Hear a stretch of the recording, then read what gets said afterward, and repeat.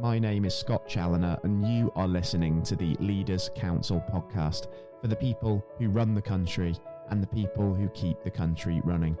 As regular listeners of this programme will know, part of our mission here at the Leaders Council is to bring you a variety of perspectives on both leadership and current affairs. And to that end today, we're joined on the programme by Jelena Milic, Ambassador from the Cube Disability. The Cube is a day centre and care service provider for adults and young people with a range of learning disabilities. And given that we are coming into Learning Disability Week, we're hoping here to raise awareness of the lived experiences of those with learning disabilities and how organisations such as the Cube are supporting those people. Jelena, very warm welcome to yourself today, and by all means, thank you for joining us on the show. It's a real pleasure having you. Thank you for welcoming me, and yeah, it's a great pleasure this end on this lovely warm day in England. It certainly is, isn't it? It's the weather's absolutely fantastic. I think with the summer solstice, of course, was yesterday. We're recording this on June, the 22nd, 2022. So we're into the summer now officially. Everyone's feeling good, of course. Jelena, I've only sort of given a very vague outline there of what it is that you actually do at the Cube. So you do sort of provide services for adults and young people with various learning disabilities. So what does that support consist of, first and foremost? Well, we have day service, and we recently expanded that to evenings and weekends. So we have 5 bases in Northamptonshire. One of them is dedicated to the arts, so it's singing, dancing, musicals. The other centres are very general, so people will come in, adults with learning disabilities that is, once they've left school. They may come in for one day and participate in a community trip out. They may go shopping, learn about food management, monies, how to make a meal, so they're actually cooking and prepping food. Another centre may have a tutor in who specialises in kickboxing, so they're involved in that. So it's about making the person with the learning disability fulfil their life in whatever genre. They have friends that they see and meet new friends. It's a place of safety as well, but also it's challenging them physically, getting their health better, mental well-being, which has really been highlighted in COVID, so they're not lonely. So it's about giving them a quality of life. They can go to any of the centres, and we found in COVID we used Zoom, which was really good, but now we're back in the centres. We've even opened up weekends and evenings to help people as well. That's really positive. I can imagine certainly that sort of that having to adapt during the pandemic to, take all your services online, that would have been an exercise that was probably quite strenuous at the time, but has proven to be in the long run quite a beneficial one for you, hasn't it? It has, yeah. We were very fortunate that we came up with that idea on the very next day of when the UK closed down. And believe it or not, it worked really, really well. People with learning disabilities took it on, and we were in their homes through the television, through the computers. So they weren't lonely, they weren't isolated, and it was fun. We have kept the service going as well, so sometimes we'll have Zoom parties. And it's also good for someone who's a little bit poorly sitting at home. They can watch their friends at the centres and still be involved. You're not isolated. So in a way, it has been a benefit, Zoom and that facility. Yeah, certainly so. And the work that you do, of course, you mentioned that some of what you work with these people with learning disabilities on include budgeting knowledge, learning about food. And that's hugely relevant at the moment, isn't it, with the current cost of living crisis going on. And obviously it's difficult for, a normal person to really kind of get to grips with rebudgeting and everything that is happening, let alone somebody with a learning disability. So it just goes to show just how important this engagement actually is, doesn't it? It is. Everyday life skills that all of us need, and someone with a learning disability might need a little bit more support. but it will affect everyone. So yeah, the cost of living affects the person with the learning disability, their everyday costs. Also affects us as a business because our costs are going up. So are we getting paid enough to cover those costs? So they are difficult times. You've just got to think differently and budget. Exactly right. And in the backdrop of all of this, albeit unemployment is at historic lows, job vacancies also happen to be at historic highs because across the UK economy, we're also trying to sort of get to grips with a skills shortage in many industries. And one way that the Cube Disability is looking to help the people that it works with is actually helping them into work as well. What does some of that consist of? Well, you have to think that 2.5% of the population have a learning disability. Now, out of that 2.5%, 94% do not work. So you've got a workforce there. So, but these people with learning disability have 100% right to work, just like you and I. So employers, as employers, we need to think differently.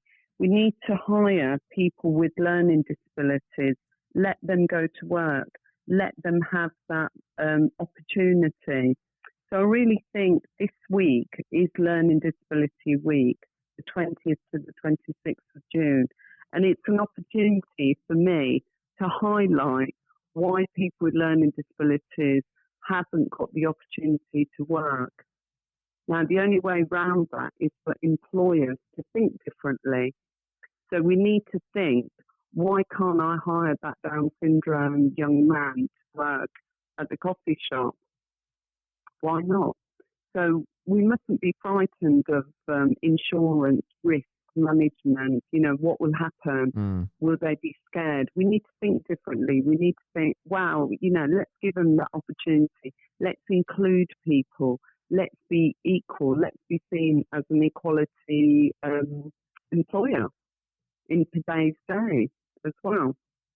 Yeah, certainly. I think that there's more of a duty, isn't there, on employers to, rather than dismiss somebody because they have a disability and simply assume that, you know, there will be sort of lingering sort of anxiety and poor mental health after the COVID pandemic and the impact that that's had. I suppose the onus is on them to actually reach out and work with these people, bring them on board, give them the opportunity, but obviously work with them to make sure that their well-being is in the place that it should be. Yes, you need to bridge that gap of the employer connecting to someone with a learning disability. Several years ago, I went to a town called Brackley, Northamptonshire, Oxfordshire, and I walked up the high street. There was barbers, hairdressers, coffee shop, restaurant, a bookshop. And I went in each one and asked them if they would help with supporting someone with a learning disability unpaid. Every single employer said yes. So I really do believe that employers are willing to open up their workforce and include someone with a learning disability. They just need that opportunity.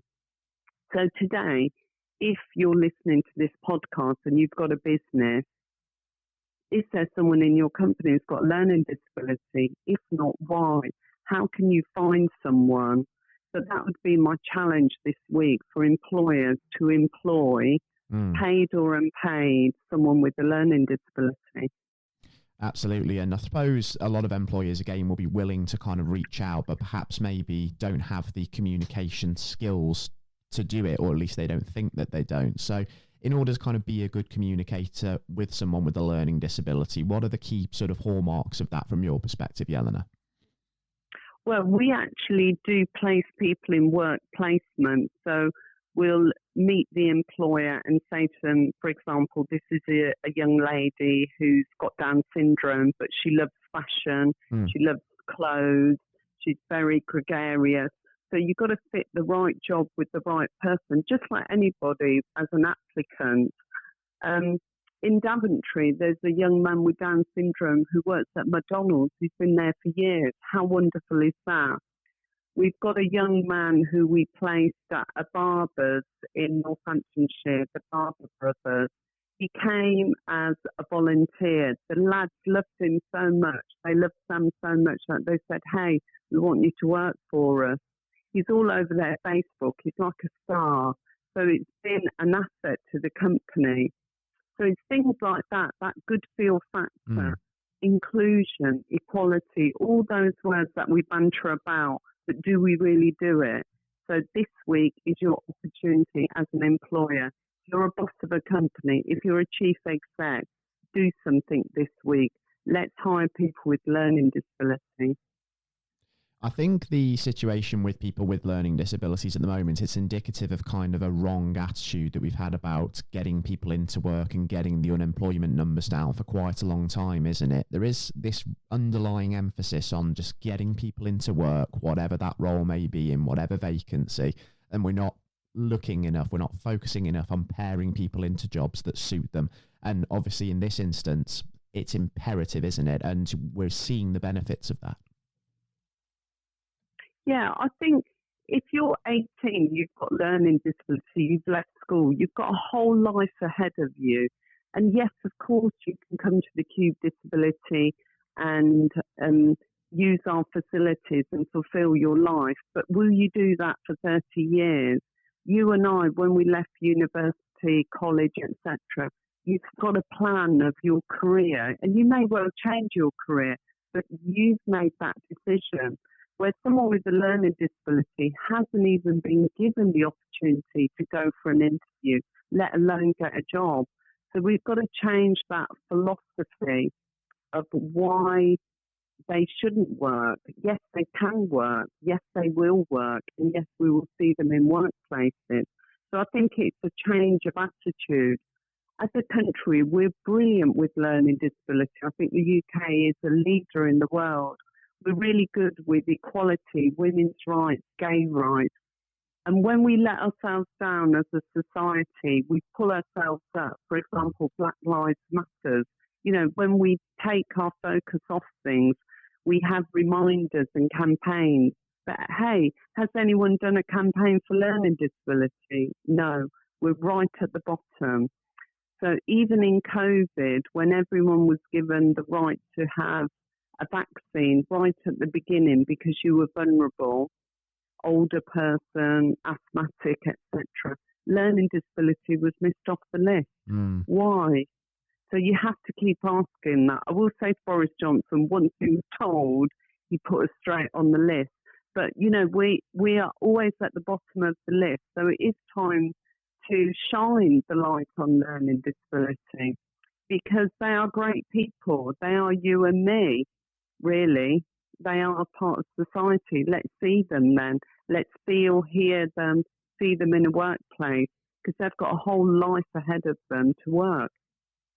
Exactly. And sometimes there isn't even the awareness of this, is there? I mean, it is something that is, like I say, put to the bottom of the list so often, and people might not be aware of, you know, that underlying stigma that people with learning disabilities face. And this is why events like this, like Learning Disability Week, are so very important, aren't they?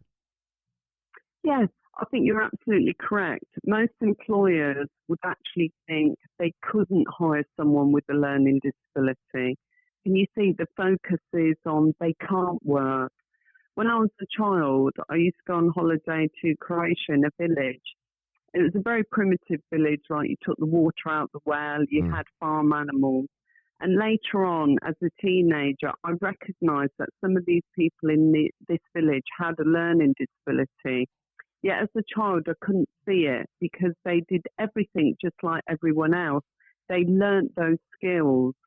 So again, given the opportunity, someone who lives here in Britain can work at a coffee shop. You can teach them how to be a barista, learn the machine, clean the tables. You can teach someone money skills. So they just need to be taught, directed, just like an apprentice, a young person coming into a workplace. We've all made mistakes at work, haven't we? Until someone says, no, you use the computer like this, etc. So it's about re-educating employers as well. So from the top to the bottom, and actually taking the risk and hiring someone and putting them at the front of your shop. so they're seen, not hidden at the back doing the boxes. I want to see learning disability out there. Exactly right, because it shouldn't be hidden away, should it? And I think there is the tendency within society to do that, to kind of put them into, the back room and that sorts of things. And why do you think we do that? I mean, it's like, it is something that's kind of grown and manifested itself in society over years gone by. And that is something I think that certainly should be challenged. Yeah, so I think it's because we put it under that title of we're caring for someone, we're protecting them. Yes, you are, and that is important. But where does care and protection become control, or I'm making decisions for you because you've got a learning disability? If I'm a young person with Down syndrome and I decide to go out for the evening with my friend and I drink too much and I have a hangover, I'm just like any other young person who's experienced that. You can't protect everyone. So, for example, care homes, learning disability people are living in supported living. They've got flats and they might have carers come in. So you're opening their world to the real world, and you can't hide errors, mistakes or risks. A young person will end up maybe having too much to drink, coming home late. But how do you learn about life? None of us lead a perfect life, do we? So once you start protecting learning disability, you've got to be careful you don't control them. You do, certainly. You've got to make sure that you don't constrain them from expressing themselves. And to that end, of course, I know it opened some time ago, but something I think would be great to touch on is that at the Cube Disability, you actually opened the County of Northamptonshire's first dedicated arts academy for adults with learning disabilities to embrace people's talents and abilities and really showcase that. And that's just one example of how we can go about doing this. Yeah, but again, you gave them the opportunity, you opened the centre, you gave them the facility. They're the stars of the show. So we've all got to give those opportunities. It's when you hear someone, I made it because so-and-so let me borrow their car or something. There's always someone out there who wants to help you. And sometimes you need that first step on the ladder and the rest is, they can do it themselves. People who learn disabilities know what they want, just like you and I. You know what you don't like, you know what you do like. But if someone's telling you no all the time, eventually you're going to give up, you're going to be depressed, you're not going to live your life to the full. So here at the Cube Disability, we do give people opportunities, but you do also have to teach people, as I said earlier in the programme, teaching money skills, cooking skills. None of us were born able to cook. We all learn. So there's no difference to someone with a learning disability. But I just think this week is important to focus on their needs, not what we think they need. There's a big difference there. Exactly right. It's about actually asking them what their needs are, and you actually find that it's not really too dissimilar from sort of those of anybody else, are they? I mean, it's basically teach them the skills, give them the opportunities, and as we've got plenty of examples. It just goes to show that they can go and lead very rich and meaningful lives and contribute to society. Yeah. Yeah.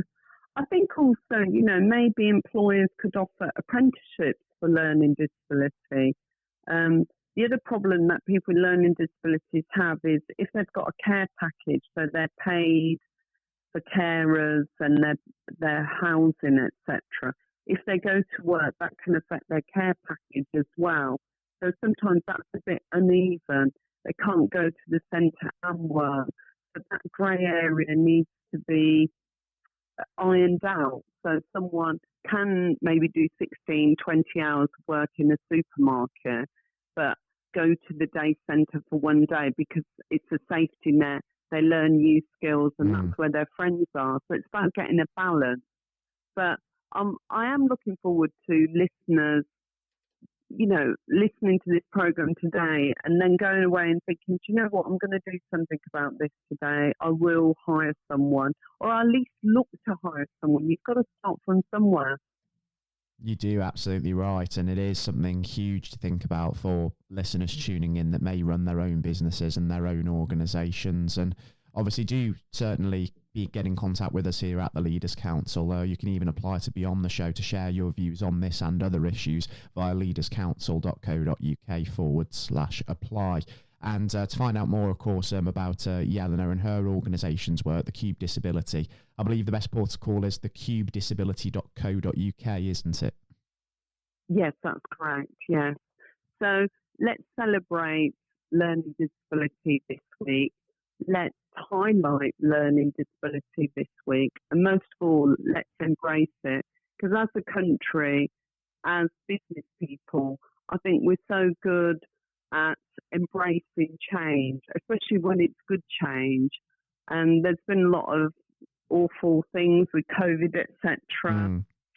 The war now that's going on. So things are difficult at the moment. Yeah, Britain still seems to, find a path and move forward. And I think times may be difficult in the next few months. So we all need to focus on what's good in life, what's positive, and what small changes you can make to make everything else better. So those small changes, which may be that you hire someone with a learning disability to make the bigger picture better. So that's what I'm looking forward to seeing this year. Yeah, hopefully so. And thinking about beyond, of course, Learning Disability Week as well, Jelena, just for, of course, your own organisation now, what are some of your own kind of goals and ambitions for the next 12 months as we hopefully get to grips with this situation and all really pull together in one direction? Well, we bought a burger van and it's called the Cube Cruiser. So we've got our own people cooking and selling burgers. So we've sort of trying to be entrepreneurial in the workforce. So we're trying to promote that. We're opening more centres. And also we're challenging the way we are. We're trying to ask learning disability, what is it you want? Because it's just giving them a service. But maybe they might turn around and say, do you know what, I want to make a film or I want to go on holiday. Some of our guys are in Spain at the moment selling themselves. So it's about twisting everything, turning it around, opening doors for other people as well, and linking up with other businesses. We've linked up with a couple of charities and a housing company as well. So it's expanding, not being so tunnel vision. And again, COVID taught us that, you can work from home, you can work different hours, you can use a computer. So it's about all those challenges, thinking differently, but making your business better for the customer, or in whatever business you are. Exactly right. Everybody can make a difference. And that includes right at the top, the political class as well, because as we've touched on earlier in the programme, the system isn't necessarily conducive to somebody who, needs that care package to fall back on, but wants to better themselves, wants to go to work, wants an opportunity. So we can certainly recondition and rebalance that to sort of make people fulfil their full potential. I think it's certainly fair to say. Yes. I mean, we all want to fulfill our potential. Isn't that what life is about, isn't it? But my focus today is to focus on someone with a learning disability and have their potential. I think it's time for them to shine, and especially this week when it is Learning Disability Week. So, it's great that you've given me the opportunity to talk about it. Even if one person listens to this programme and hires one person with a learning disability, that's a massive change. And that's how things do change with one tiny small act. Exactly right. And who knows what might follow beyond that. And let's take this week to really think on that and really celebrate this fantastic, diverse population of people we have here in the UK. Jelena, thank you ever so much, of course, for taking the time to come and join us to talk about these issues that you are so passionate about. And I think, as you know, the Cube's plans start to really come together over the course of the next 12 months as well. I'd really enjoy the opportunity to actually welcome you back onto the show again, just to talk about sort of the latest goings on and how things are coming along in that respect. Yeah. No, I appreciate the opportunity, as I've said, and the work yourselves do in highlighting different topics and different types of businesses, but all together, yeah, we're stronger, aren't we, together? That is the saying, and I do believe that's true if we all work together. Exactly, and that includes everybody, regardless of your background, regardless of your ability. Exactly right. It was an immense 100%. Pleasure, of course, talking about this with you, Jelena, and by all means, please do take care and stay safe with all still going on in the world as well. No, thank you so much, and thank you to the listeners as well. I appreciate it. Yes, have a good day and enjoy the sunshine. Absolutely. I would like to extend that message to all tuning in as well. You have been listening to the Leaders Council podcast with myself, Scott Challoner, your host today, and our guest, Jelena Milic from the Cube Disability.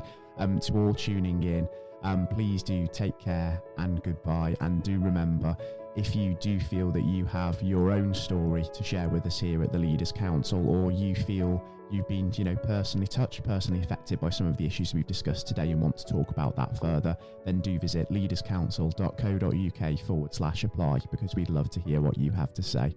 Take care once more, and goodbye, and enjoy the weather.